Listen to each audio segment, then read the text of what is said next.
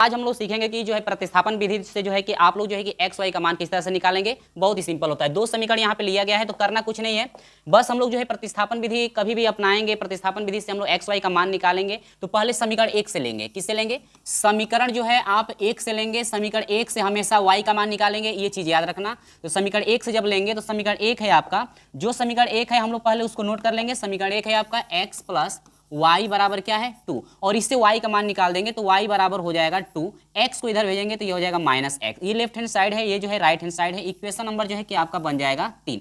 यानी कभी भी प्रतिस्थापन विधि से जो है कि एक्स वाई का आप मान निकालेंगे तो हमेशा समीकरण एक से जो है कि y का मान निकालिएगा, समीकरण नंबर जो है 3 बनेगा। इसके बाद समीकरण 3 को जो है कि समीकरण नंबर जो है कि 2 में रखना है, यानी कि लिखेंगे कि समीकरण 2 में जो भी y का मान आया है y बराबर है 2 माइनस एक्स रखने पर। ठीक है, तो समीकरण किस में रखना है? आपको रखना है समीकरण नंबर कौन में? आपको रखना है समीकरण नंबर 2 में रखना है, जो आपका 3 का मान निकला है, यानी कि y बराबर जो मान निकला है। समीकरण नंबर 2 है x माइनस वाई बराबर है आपका 3। y की जगह पर क्या रखना है? y की जगह पर रखना है 2 माइनस एक्स इजिकल टू क्या हो जाएगा 3।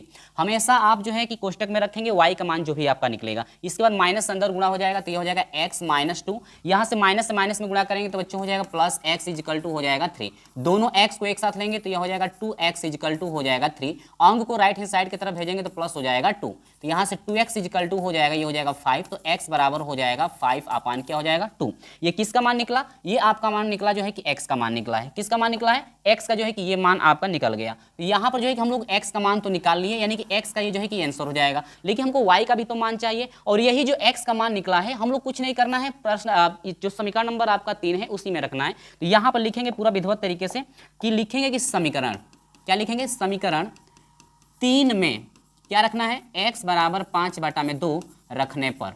ठीक है, किसमें रखना है? समीकरण नंबर 3 में आपको रखना है। तो जब समीकरण 3 में रखना है तो करना कुछ नहीं है। देखिए समीकरण 3 में रखना है तो समीकरण नंबर 3 है y बराबर है 2 माइनस आपका x हो जाएगा, तो y बराबर हो जाएगा 2 माइनस x का मान है 5/2, तो यहाँ से y बराबर हो जाएगा 2 दूनी को हो जाएगा 4 माइनस 5/2 आपका 2 हो जाएगा। ठीक है, कितना हो जाएगा? 2 हो जाएगा। तो यहाँ से हो जाएगा y बराबर हो जाएगा, ये घटेगा तो माइनस 1/में क्या हो जाएगा 2, यानी कि ये जो है आपका मान निकल करके आ गया। तो ये जो है कि आपका y का मान है, ये आपका किसका मान है? x का मान है। इस तरह से आप जो है प्रतिस्थापन विधि से जो है कि आप x y का मान आसानी से निकाल सकते हैं। और इस तरह का वीडियो पाने के लिए हमारे चैनल को सब्सक्राइब जरूर कीजिएगा। तो मिलते हैं आपसे अगले वीडियो में, इस तरह का जो है कि अगला वीडियो हम लेकर आएंगे।